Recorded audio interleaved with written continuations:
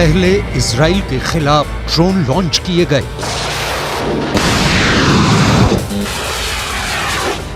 बात नहीं बनी तो इसके बाद इजराइल पर क्रूज मिसाइल दागी गई।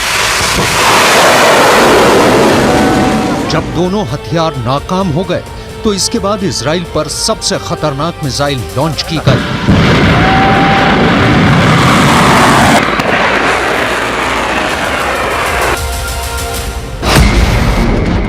ये इजराइल के खिलाफ यमन का यलगार है। अरब देशों में यमन सबसे पहला देश बन गया है जहां के हुथी विद्रोहियों ने इजराइल के खिलाफ युद्ध का ऐलान कर दिया है। قامت قواتنا المسلحة بإطلاق دفعة كبيرة من الصواريخ البالستية والمجنحة وعدد كبير من الطائرات المسيرة على أهداف مختلفة للعدو الإسرائيلي في الأراضي المحتلة। यमन के हुथी विद्रोहियों ने इजराइल को अपना दुश्मन नंबर 1 बताया है, लेकिन उसके तीनों हथियार यानी ड्रोन, क्रूज मिसाइल और बैलिस्टिक मिसाइल पहले हमले में ही नाकाम हो गए हैं। और इसकी बड़ी वजह बना इजराइल का बहुत ही सटीक एरो 3 मिसाइल डिफेंस सिस्टम, जिसकी तुलना रूस के S-400 से की जाती है। यही डिफेंस सिस्टम है जिसके बलबूते ईरान की भी मिसाइलों को रोक लिया जाएगा। इजराइल में इस बात का भरोसा रहता है जब एरो 3 मिसाइल लॉन्चर से निकलती है तो समझ लीजिए कि बैलिस्टिक मिसाइल कोई भी हो, ये लंबी दूरी की रेंज तक उसे मार गिराएगी।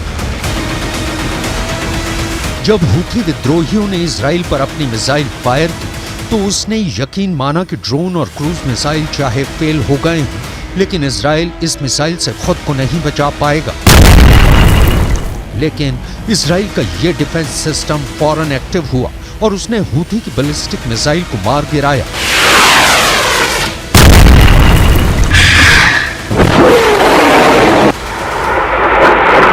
הים האדום, יירטנו טיל קרקע ששוגר לשטח מדינת ישראל.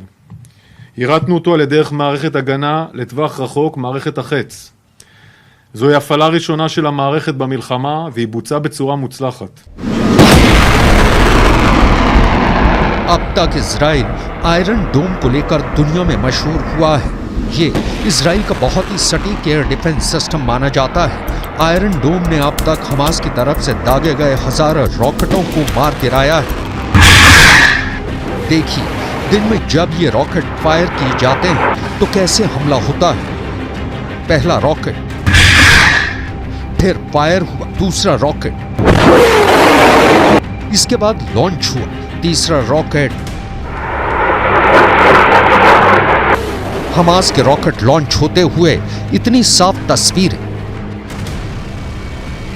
हमास एक के बाद एक 10 रॉकेट फायर करता है और फिर इजराइल के शहर टारगेट बन जाते हैं। गाजा में बमबारी के खिलाफ हमास ने अपना रॉकेट वाला गोदाम खोला हुआ है।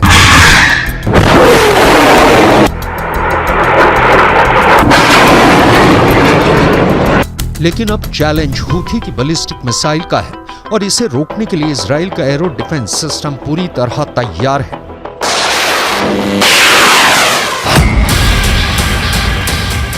Arrow missile defence system 150 kilometre से ज्यादा की रेंज तक बैलिस्टिक मिसाइल को रोक सकता है। इसकी मिसाइल 2000 किलोमीटर की रेंज तक जा सकती है।